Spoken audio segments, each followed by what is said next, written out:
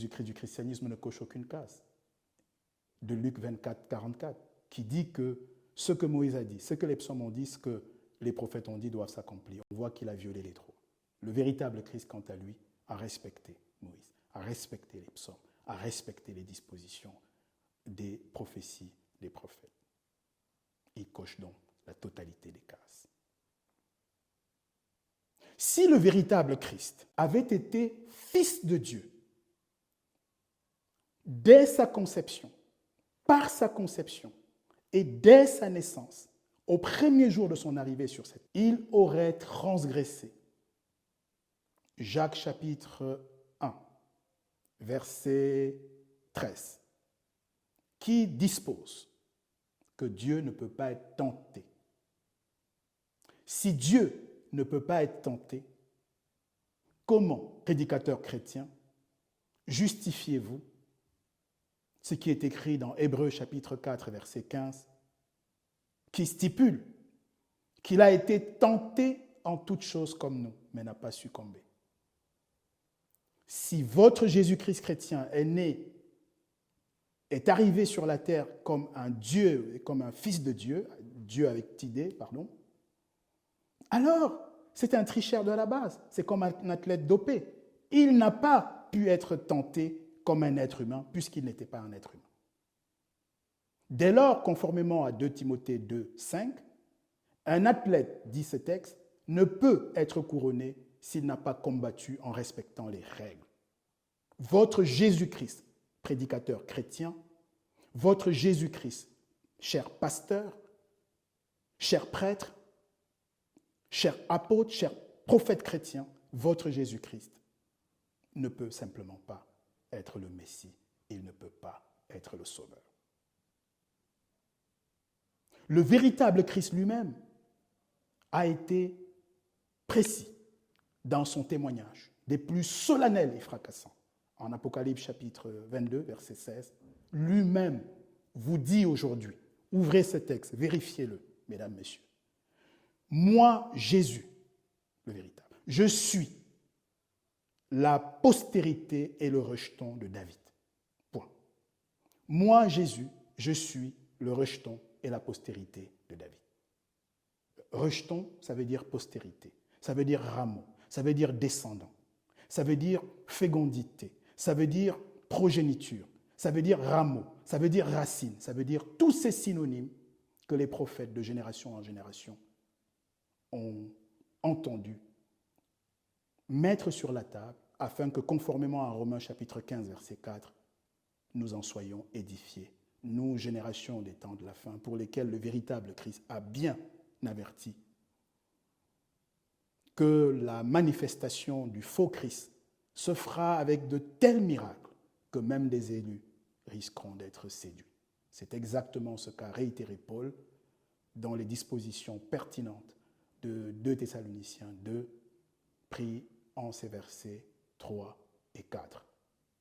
Mais il est intéressant de cibler les versets 9 et 10 qui parlent explicitement, pour le coup, du fait que l'impie se manifeste, le fils de la perdition, l'homme du péché, celui qui va jusqu'à s'asseoir à la place du véritable Christ pour s'autoproclamer lui-même Dieu. Il dit clairement qu'il se manifestera avec tous les miracles possibles, tous les prodiges possibles, tous les signes possibles, possibles et imaginables, et toutes les manifestations de l'iniquité, mais que ce seront des miracles mensongers, des miracles au service du mensonge, des prodiges mensongers au service du mensonge, des signes mensongers au service du mensonge. Cela veut dire que ce sont des signes, des miracles et des prodiges avérés, factuellement vérifiables, mais qui, comme en Exode 7 et 8, ne proviennent pas du tout du souverain, du Créateur, mais proviennent plutôt de Satan. Vous vous souvenez qu'en Exode chapitre 7 et chapitre 8, les serviteurs, les devins, les magiciens et tous ces experts qui étaient autour de Pharaon faisaient les mêmes miracles que Moïse et Aaron. Vous ne pouvez pas parler d'approbation divine. Nous avons cité tantôt le cas de Michée, avec notamment qui dévoile, notamment avec 1 Roi chapitre 21 à partir du verset 18, qui explique comment il y a des esprits de mensonge qui sont tout à fait capables d'opérer avec des prophéties. C'est la raison pour laquelle le véritable Christ vous avertit, clairement. Pour vous qui croyez ou pour vous qui faites des miracles, vous les faiseurs de prodiges, vous les faiseurs de miracles, voici ce qui est écrit. Et vous qui croyez en eux, il est écrit dans Matthieu 7, versets 21 à 23. Alors qu'ils diront, Seigneur, Seigneur, n'avons-nous pas guéri les malades? Seigneur, Seigneur, n'avons-nous pas chassé les démons? Seigneur, Seigneur, n'avons-nous pas prophétisé en ton nom, en ton nom, en ton nom? Et moi, je leur dirai, je ne vous ai jamais connu. C'est normal qu'il dise jamais. Le mot jamais a choqué certains. Ça m'intriguait au départ. En fait, il dit, je ne vous ai jamais connu parce que pour de vrai, il ne vous a jamais connu. Puisque vous avez fait allégeance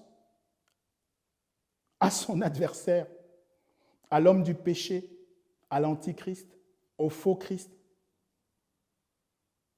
à l'ennemi qui va jusqu'à s'asseoir sur son trône pour s'autoproclamer Dieu, lui qui n'a rien à voir avec David, en violation de la totalité des prophéties, lui qui n'a rien à voir avec Judas, alors qu'on ne peut pas être lion de la tribu de Judas sans au moins déjà appartenir à Judas. Et ce ne sont pas tous les fils de Judas qui sont lions de Judas. Raison pour laquelle 1 Chronique 28.4 explique comment, dans la maison d'Isaïe, Dieu a choisi, comment parmi les fils de Jacob, Dieu a choisi Judas, comment Judas il a choisi le père de David, Isaïe, et comment, dans la maison de David, il a donc choisi Jésus-Christ, le fils de David, le lion de la tribu de Juda, né charnellement, selon la procréation d'un père et d'une mère biologique terrestre, sachant que l'adoption est une invention chrétienne, est une aberration biblique, est totalement anti-biblique, et je mets au défi quiconque de trouver une référence biblique autorisant de proférer le mensonge que font les prédicateurs chrétiens au quotidien de l'adoption du Messie. Ça n'existe pas.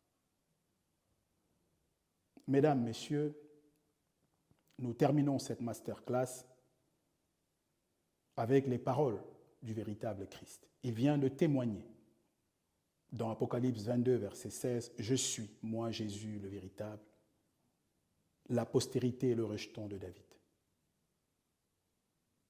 Il dit, il vous dit, il te dit aujourd'hui, « Nul ne vient au Père que par moi. » Dans Jean 14, verset 6, le deuxième segment. Nul ne vient au Père. Nul, cela veut dire personne. Et il le réitère dans Jean chapitre 10, verset 9. Je suis la porte. Il n'est pas écrit « je suis une porte » ou l'une des portes. Il est écrit « je suis la porte ».